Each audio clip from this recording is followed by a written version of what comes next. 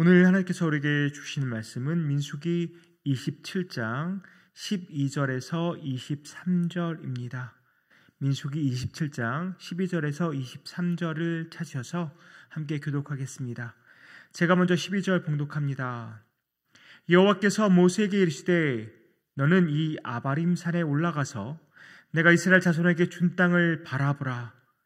본 후에는 내 형 아론이 돌아간 것 같이 너도 조상에게로 돌아가리니 이는 신 광야에서 회중이 분쟁할 때에 너희가 내 명령을 거역하고 그 물가에서 내 거룩함을 그들의 목전에 나타내지 아니하였음이니라.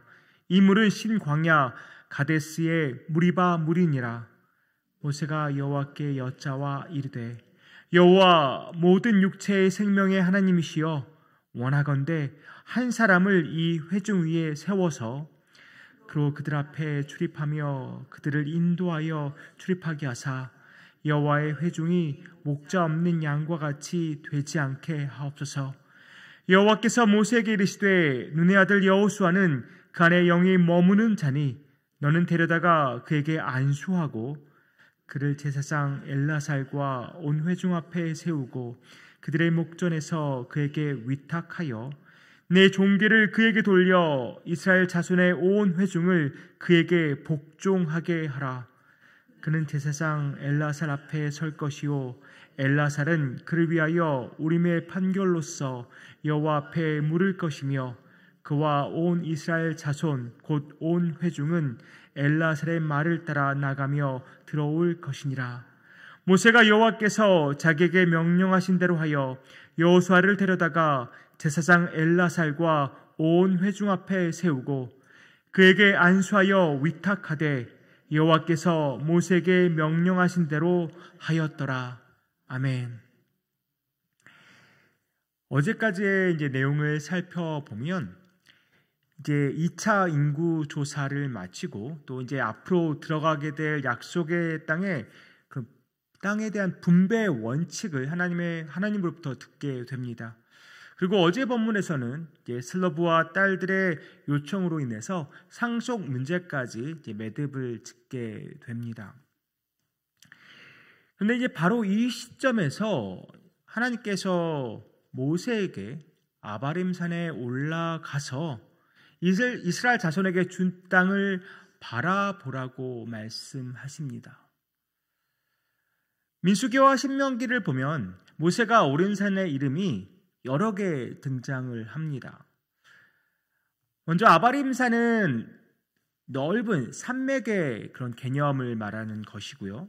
또 그 산맥의 북쪽 산악지대가 바로 비르가산 고지대입니다. 또 그 중에서 가장 높은 위치에 있는 그 높이 솟아있는 산이 바로 우리가 잘 알고 있는 느보산이라고 학자들은 설명을 하고 있습니다. 다양한 지명들이 등장하더라도 아예 다른 산들이 아니라 다 모두 비슷한 지역을 가리킨다고 생각할 수 있겠습니다. 이렇게 하나님께서 모세에게 산에 올라가서 약속의 땅을 바라보라고 하신 후에 13절에서 오늘 뭐라고 말씀하십니까? 본 후에는 내 형 아론이 돌아간 것 같이 너도 조상에게로 돌아가리니 라고 말씀하십니다. 우리가 성경을 읽다 보면 어떤 성경에 등장하는 인물이나 상황을 보면서 안타까운 마음이 생길 때가 있습니다. 오늘도 그러한 상황이 아닌가 싶습니다. 오늘 본문에 등장하는 모세와 그의 상황이 참 안타까움의 마음을 들게 합니다. 성도님들, 모세가 누구입니까? 하나님의 메신저요, 또 선지자로서 애굽에서 이스라엘 백성들을 이끌어낸 그런 사람 아닙니까? 그리고 40년간 그들을 광야에서 지도한 사람이 바로 모세입니다. 인간적으로 보면 다른 사람은 몰라도 모세는 꼭 약속의 땅에 들어가야 하는 것 아닙니까? 정말 다른 사람은 몰라도 모세는 반드시 하나님이 약속하신 가나안 땅에 들어가야 맞는 것 아닙니까? 그런데 모세는 약속의 땅 가나안에 들어갈 수가 없습니다. 모세에게 허락된 것은 그저 자기가 죽을 산에 올라가서 약속의 땅을 바라보는 것뿐입니다. 모세는 아직 기력이 쇠하지도 않았습니다. 죽을 병에 걸린 것도 아닙니다. 그러나 약속의 땅에 들어가기 직전에 생을 마감할 그 산에 올라가야만 합니다. 왜 하나님은 모세에게 이러시는 걸까요? 쉽게 이해가 되지 않습니다. 그 이유를 오늘 본문 14절이 말하고 있는데요. 이는 신광야에서 회중이 분쟁할 때에 너희가 내 명령을 거역하고 그 물가에서 내 거룩함을 그들의 목전에 나타내지 아니하였음이니라. 이 물은 신광야 가데스의 무리바 물이니라. 민수기 20장을 보면 그 정황을 잘 알 수가 있습니다. 이 내용과 관련해서는 지난 6일에 김성진 목사님께서 잘 설명을 해주셨는데요. 원망과 불평이 늘 많았던 이스라엘 백성, 이때도 마실 물이 없자 모세와 아론에게 달려와서 원망과 불평을 다 쏟아냅니다. 그러한 회중을 떠나서 회막 앞에 엎드린 모세와 아론에게 하나님께서 말씀하시죠. 지팡이를 들어 반석을 향해 물을 내라고 명령하라고 하십니다. 모세는 단순히 지팡이를 들어서 반석을 향하여 물을 내라고 명령만 하면 됐습니다. 그러나 모세는 지팡이로 그 바위를 2번 내리치죠. 모세의 이러한 행위를 보시고서 하나님은 나를 믿지 아니하고 이스라엘 자손 앞에서 하나님의 거룩함을 나타내지 않았다고 모세를 질책하십니다. 모세가 백성들 때문에 너무나도 화가 나고 또 흥분해서 그렇게 하지 않았나 싶습니다. 그동안 정말 여러 번 하나님의 말씀대로 그냥 말씀대로만 하면 되는데 이때는 자신이 무언가를 해야 한다, 무언가를 어떤 행위를 더 해야 한다고 착각했는지도 모르겠습니다. 모세의 마음을 정확하게 알 수는 없지만 아무래도 모세 안에 있는 어떠한 분노와 또 그로 인한 불순종이 하나님의 위대하심과 거룩하심을 그리고 그 영광을 가리게 된 그런 그렇게 해서 결국 죄를 범하게 만드는 것이 되지 않았나 싶습니다.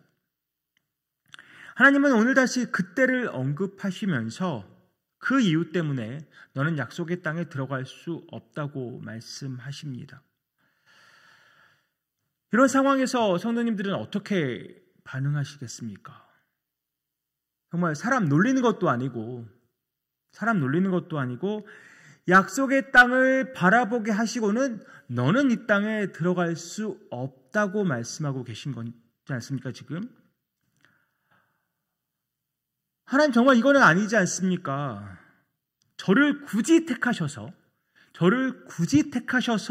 이스라엘 백성을 애굽에서 구하게 하시고는 정말 수십 년 동안 그들을 인도하게 하시고는 너는 약속의 땅에 못 들어간다고 말씀하시니 이건 좀 아니지 않습니까? 라는 마음이 생기지 않겠습니까? 한편으로는 하나님 다시 한 번만 고려해 주시면 안 되겠습니까? 다시 한 번만 좀 잘 생각해 주십시오. 저 아직 몸도 건강하고 기력도 쌩쌩합니다. 약속의 땅을 바라보면서 죽는다는 것 정말 받아들이기가 쉽지 않습니다. 라고 하나님께 항변할 수 있을 것 같습니다. 그런데 오늘 모세는 어떻게 반응합니까? 모세가 간구하는 기도가 이것입니다. 여호와 모든 육체의 생명의 하나님이시여 원하건대 한 사람을 이 회중 위에 세워서 그로 그들 앞에 출입하며 그들을 인도하여 출입하게 하사 여호와의 회중이 목자 없는 양과 같이 되지 않게 하옵소서. 모세는 지금 자기의 억울함을 호소하지 않습니다. 하나님, 이건 아니지 않습니까? 이건 너무나도 너무하십니다 라고 그 억울함을 호소하고 있지 않습니다. 그리고 자기의 남은 날을 걱정하지도 않습니다. 그가 지금 걱정하고 있는 것은 자기가 지금까지 이끌었던 이스라엘 백성입니다. 그들이 목자 없는 양과 같이 되지 않게 해달라고, 나를 대신해서 리더를 제발 세워달라고 하나님께 간구하고 있습니다. 모세는 그동안의 리더십을 아름답게 마무리하고 싶었던 것입니다. 물론 여러 정황을 우리가 살펴볼 때 이미 여호수아가 모세를 이어서 리더십을 인계받을 사람으로 우리가 분명하게 보이지만, 모세는 오늘 하나님께서 그것을 확정해 주시기를 원했던 것입니다. 모세의 간구에 하나님이 이렇게 답하십니다. 18절에서 20절 제가 세 번역으로 읽어드립니다. 주님께서 모세에게 말씀하셨다. 너는 눈의 아들 여호수아를 데리고 오너라. 그는 영감을 받은 사람이다. 너는 그에게 손을 얹어라. 너는 그를 제사장 엘라살과 온 회중 앞에 세우고 그들이 보는 앞에서 그를 후계자로 임명하여라. 너는 그에게 네가 가지고 있는 권위를 물려주어서 이스라엘 자손 온 회중이 그에게 복종하게 하여라. 여호수아에게 아름답게 리더십을 이양하라고 말씀하십니다. 출애굽부터 지금까지 모세와 아론 체계로 리더십이 형성되었다면, 이제는 여호수아와 엘르아살의 그런 리더십 체계로 바뀌게 되는 것이죠. 저는 끝이 아름다운 사람이 정말 아름다운 사람이 아닌가 싶습니다. 물론 시작도 중요하죠. 또 그 과정도 중요합니다. 그런데 우리가 누군가를 기억할 때 시작과 과정을 기억하기보단 그 사람의 끝을 더 많이 기억하는 것 같습니다. 시작과 과정이 아무리 좋았다 하더라도 끝이 좋지 않으면 그 사람에 대한 평가는 그리 좋지 않습니다. 그런 면에서 모세는 아름다운 마무리를 지금 하고 있습니다. 주께 받은 사명을 그동안 잘 감당해내고 이제는 조용히 사라질 준비를 하고 있습니다. 멋진 리더는, 진정한 리더는 자기를 생각하는 사람이 아니라 그를 따르는 사람들을 생각하는 사람이라고 생각합니다. 모세는 이스라엘 백성들이 새로운 리더십 하에서 약속의 땅에 들어가서 땅을 정복하고 그 땅에서 잘 살기를 원하고 있습니다. 그래서 그동안 자기가 쥐고 있었던 권위, 하나님부터 받은 그 권력과 그 권위를 하나님의 명령에 따라서 여호수아에게 아름답게 이양하고 있습니다. 끝이 아름다운 리더는 자기를 위해 기념비를 세우는 그런 리더가 아니라 오직 하나님의 영광만을 드러내고 조용히 물러서는 리더가 아닌가 싶습니다. 오늘 본문을 보면서 그런 생각이 듭니다. 성도라면 하나님께서 나에게 맡겨주신 사명을 어느 누구보다도 성실하고 최선을 다해서 감당해야 하지만 그 사명을 마무리할 때는 정말 미련 없이 아름답게 마무리할 수 있어야 한다는 것입니다. 나보다 사람들을 더 생각하고 나의 미래보다 사람들의 미래를 더 생각하는 것이 진정한 리더라고 믿습니다. 하나님께서 우리 모두에게 사명을 맡겨주셨고 또 다양한 자리에 앉히셨습니다. 주께서 정하신 때까지는 정말 최선을 다해서 그 사명을 감당해내는 저와 여러분 되기를 원합니다. 그리고 정해진 때가 되면 그 자리를, 그 사명을 아름답게 마무리할 수 있는 저와 여러분 되기를 원합니다. 그야말로 끝이 아름다운 성도가 되기를 주님의 이름으로 축복합니다. 기도하겠습니다. 아버지 하나님, 우리는 말씀을 보면서 모세가 불쌍하기도 하고 모세를 보면서 억울한 마음이 들기도 합니다. 하지만 하나님, 우리의 삶이 모세처럼 그가 맡은 사명을 잘 감당해내고 조용히 아름답게 끝을 마무리할 수 있기를 소망합니다. 아버지 하나님, 그러한 삶 우리도 살기 원합니다.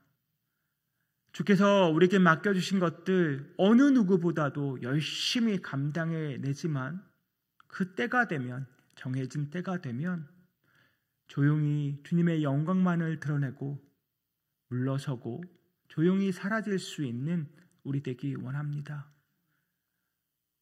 우리가 드러나는 것이 아니라 하나님만 드러나시고 하나님의 영광만 드러나기 원합니다. 나를 위해서, 나의 미래를 위해서 살아가는 것이 아니라 나의 사람들과 그 사람들의 미래를 위해 또 하나님의 영광을 위해 살아가는 성도 되기 원합니다. 끝이 아름다운 성도 되기 원합니다. 주님 함께하여 주시옵소서. 이 모든 말씀 예수 그리스도의 이름으로 기도하옵나이다. 아멘.